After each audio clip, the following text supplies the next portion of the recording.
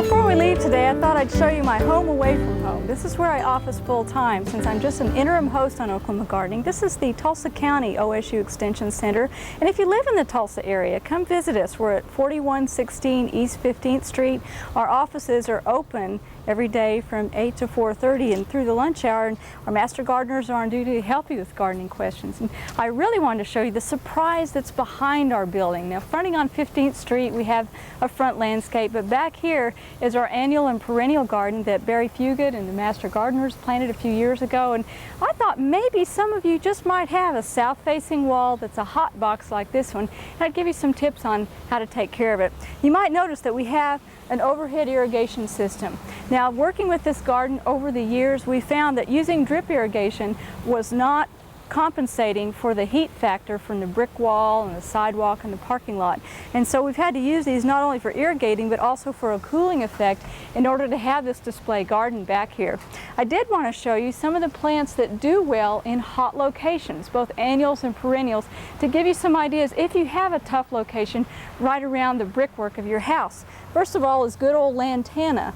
And of course that is found in Florida along the beaches and dunes. You know it's going to take hot, dry conditions, and it does very well here. And we have many colors here in the garden, not only the two-tone red and orange, but we have white and yellow as well. Right here is a hardy hibiscus, and of course that's going to take the heat of summer very well and give you a stunning display, and comes in many, many different colors. We have other perennials that cycle in and out. We've had some peonies that have since gone by.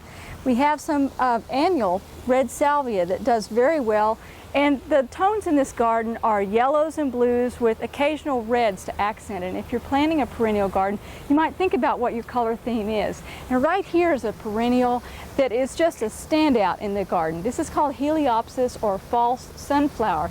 It is a perennial. It's been here about 3 years. It's very well established now and makes wonderful bouquets, and so that's one that you might consider. Down below it, we have some verbena, and wild verbena around Oklahoma grows along cut banks along roadsides, so you know that that's a heat-tolerant, very tough plant. We have some Artemesia here, and of course the Artemesia family is very large, and there are many, many different species. This is a broadleaf one, but further down in the garden we also have one that has a very ferny texture, and it's a good choice in gardens to sort of cool things off. If you have a bright yellow accent plant like a Heliopsis, if you also have some silvery foliage, that helps tone the garden down a little bit and cool it down.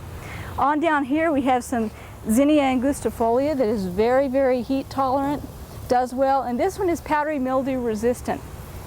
Back behind we have some rubrum lilies, and this is a stargazer variety, and those are very heat tolerant. They look great and they give you some height towards the back of the garden.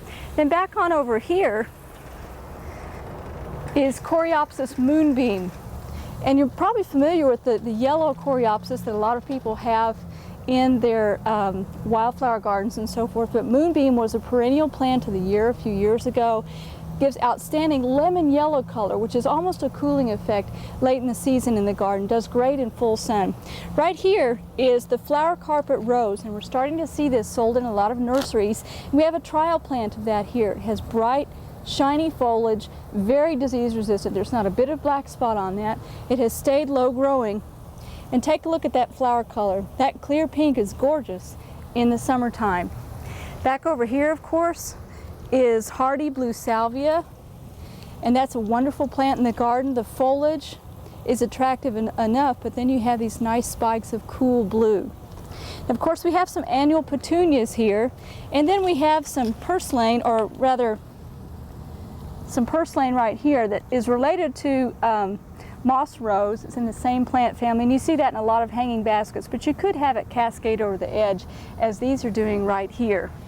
Last of all, we have Goldenrod. Don't blame this for the sniffles later in the season. Remember, Goldenrod blooms at the same time as ragweed, and it's ragweed that causes most allergies. But this is a standout in the garden. So maybe this will give you some ideas for colors and textures that you can place in your annual and perennial flower garden, especially in a hot location like this one. Well, that's all the time we have on Oklahoma Gardening today. Come back and see us next week. We hope you enjoyed this video. It's part of our OK Gardening Classics YouTube channel. You can also find more recent videos on our Oklahoma Gardening YouTube channel. and join us on social media for great gardening tips, photos, and discussion.